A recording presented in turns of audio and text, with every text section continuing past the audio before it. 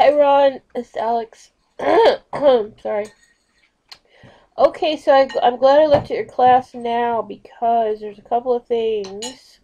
One thing is you should not put videos on the front page because when students log into the course, if you have videos on the front page and other things that take up a lot of bandwidth, it can really slow down the student in terms of accessing your content. So what I recommend that you do is create a page. So let's see. So I'm going to just take a look at how you've got this video in here. Let's see. Okay, so I'm just going to take your embed code and I'm just going to copy it and then I'm going to cut it. Alright, so I'm taking it off the front page. And then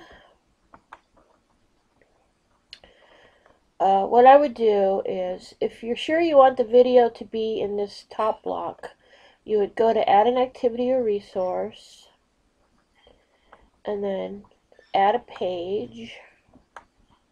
And then you can give the page some kind of a snappy title like watch this video with Oprah, like for that example. And I'm assuming this is a video about sorry, real estate investment or whatever it's about, doesn't matter. And so then in this page right here, there's a couple of things I could do, but I'm going to go to the HTML view and I'm going to paste that code. See this code that starts here, the iframe code? That has to go into the HTML view of the page. You can't just stick it in the page. But so now you've got a page that looks like, to the student, it looks like this. Watch this video with Oprah. And they click it, and then there's the video. And so that just is better in terms of course layout, you know, housekeeping, that kind of stuff, okay? Alright, so that's one thing. The other thing is, if you're going to have a Google Doc, then you have to share the doc. So when you're in Google Docs and you have a document that you want to share, so like if I were to create a document right now in Google Docs, when I first create a document, it is private. It's not shared with anybody, right? And I have to actually click here on share, give the document a name,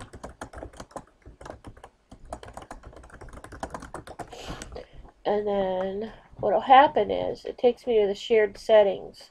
So right here it says private, only the persons listed can access. I want to change that to anyone with the link, okay, can view. I don't want people editing my document, but I want them to view it. So I'm going to hit save. So now I could give them this address right here. I'm going to just copy that. And then, so when I go back to Moodle, let's see, so I would put the link like this. So I would go here, add an activity or resource, and then I go down here to the bottom and I choose URL, the very bottom choice, and I click add. Alright, so I'm going to give this a name, and I'm going to just call this shared doc for Ron. And this is an example of a Google Doc. And then down here in this external URL, I'm going to copy that. I'm going to paste that link. See that? So student never actually sees this link, this big ugly link. They just see my link that I put in. So this looks like this now. Alright, so now, instead of this thing here, what I have is a link right here.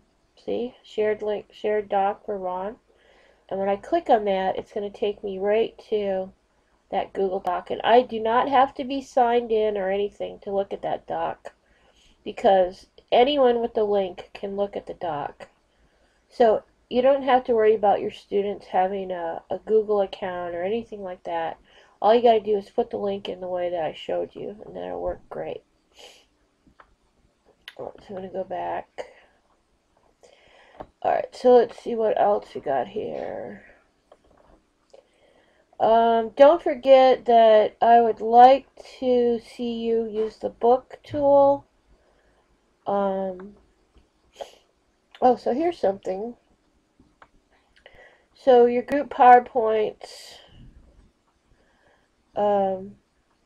I'd like to show everybody how to put a PowerPoint into Google Docs and share it, but I'm not going to do that right now because that's going to be a whole nother video. But I would like to see you use the book tool.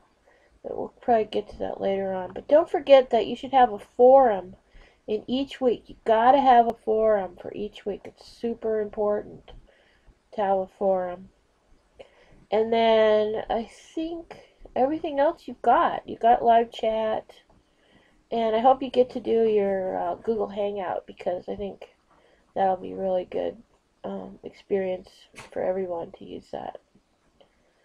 Okay, so that's what I got so far, and I'll be glad to look at your course again when you're ready and give you some more feedback. And I'm going to send out a video on how to create a book, so I want everybody to know how to do that. And please put some forums in, and remember, forums should have clear guidelines on what you want the student to do. Okay? Alright, Ron, take it easy.